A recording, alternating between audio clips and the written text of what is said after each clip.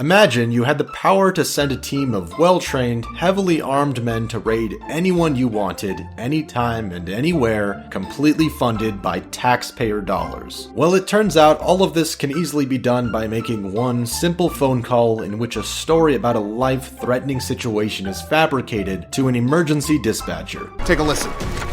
I have so many hostages and so many big weapons, you better not call a SWAT team on me.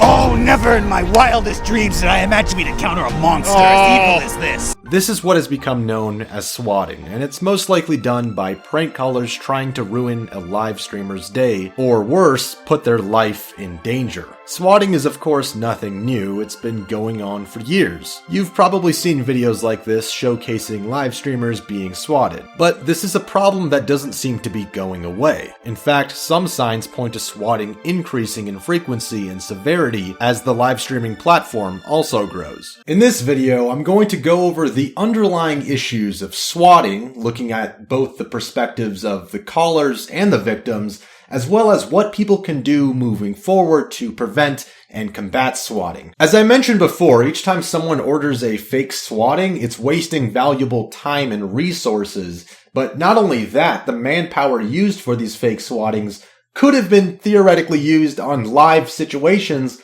that actually require them. So it's kind of fucked up when you think about it that way. And yet, through all of this, the pranksters, if you could even call them that normally issue these swattings are often not caught, at least when they're using a private VPN to make the calls, which essentially makes them untraceable. However, there were a few situations in which these people were actually caught. One particular case involved Zachary Lee Morgenstern, a 19-year-old kid who had made multiple swatting calls, posing as other kids and making bomb threats under their names. Morgenstern was finally caught when he made a call threatening an officer stationed at a high school. In his threat, Morgenstern identified himself as, quote, the bomb threat god of Marshall. Apparently, he was also not using a VPN proxy during this call. What's troubling about this case is that the only reason he was caught was due to his own cockiness, not some breakthrough in investigative work by police. Now, the reason I'm pointing out this case is because there is a lot to be learned about what goes through the mind of a swatter and their motivations for doing it, a lot of which is highlighted in the transcripts of Morgenstern's call. As I stated earlier, Morgenstern boastingly claimed to be the bomb threat god of Marshall. Clearly, he thought pretty highly of himself and had built up a massive ego from his previously successful swatting calls.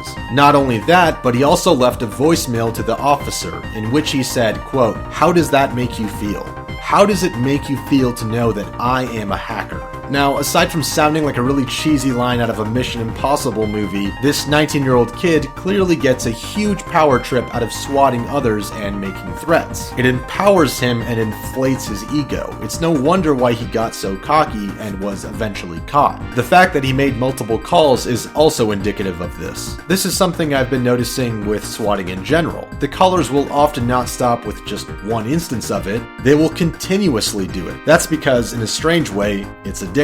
The power trip callers feel from seriously fucking with someone's life and creating an extremely dangerous situation is something they won't be satisfied doing just once, especially when they don't think there will be any consequences. Now, you don't need a psychology degree to deduce what's driving some of these kids to make these swatting calls, because this sort of behavior probably stems from a severe lack of power and control in their own lives. For example, if you're a kid who gets bullied in school a lot and you come home to a broken family that doesn't give you enough love and attention, well then you might just act out in extreme ways to compensate for that. Case in point, swatting other people and getting a rush over the temporary sense of authority they have over someone else's life. That being said, the next aspect of this that I want to focus on is the streamer, the one being swatted. Now, there have definitely been many instances of swatting happening to people who aren't streaming, but most of the time the primary targets are people who are live streaming because you often get to actually see the swatting play out. Streamers have an audience, so swatting turns their life into a really fucked up game show. Only the guns here aren't props, the broken doors and windows aren't staged,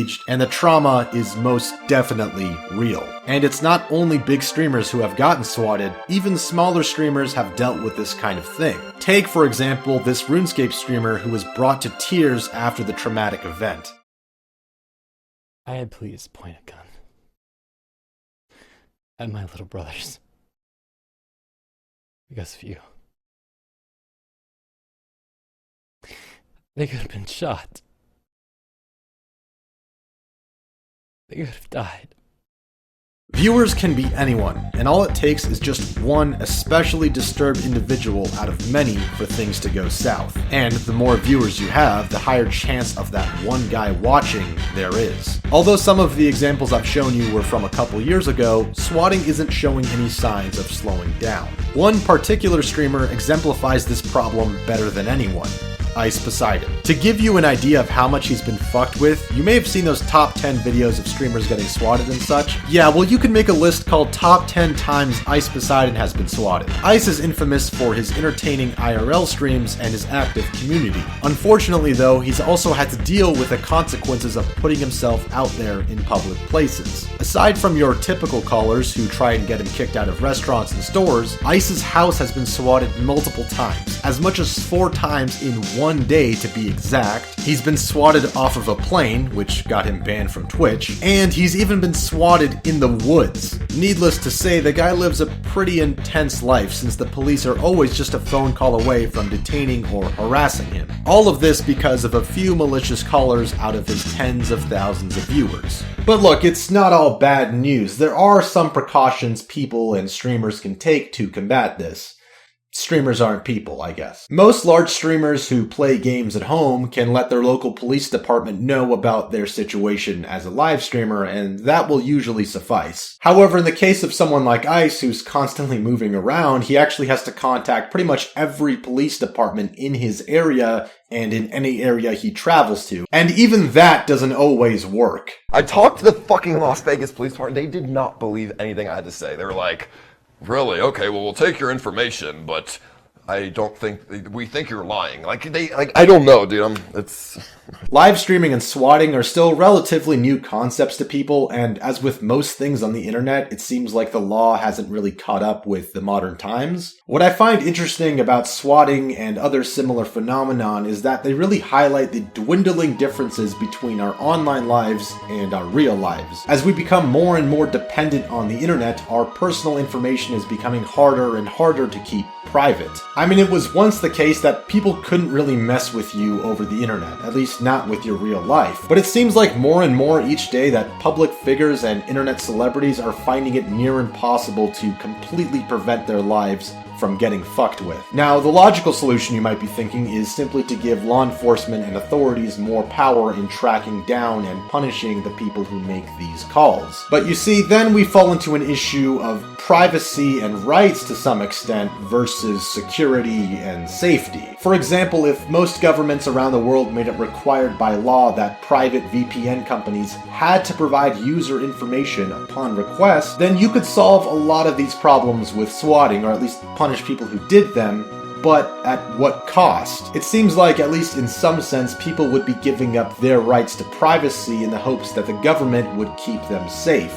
And if history's any lesson, that's not gone over well in the past. It's a similar issue that we see with agencies like the NSA or the CIA that literally spy on their own citizens, as well as the citizens of other countries, by the way, all under the veil of security, but in fact it's been shown that these programs don't actually keep people any more secure, and instead they actually have been shown to be used for prying into people's personal lives. Not to mention they're a complete breach of the Constitution and people's individual rights.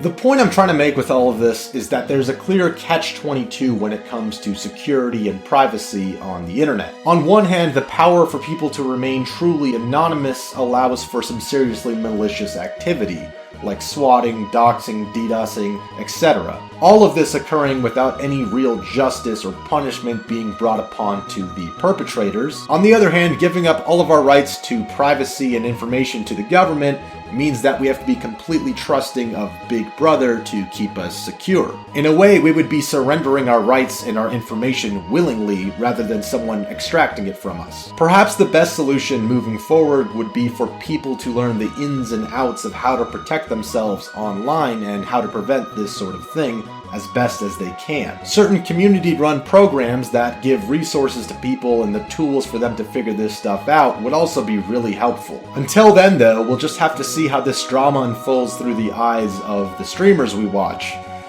In a way, I guess they're the guinea pigs for the future of this internet age. Thanks for watching. This has been Glink, and I will see you guys next time.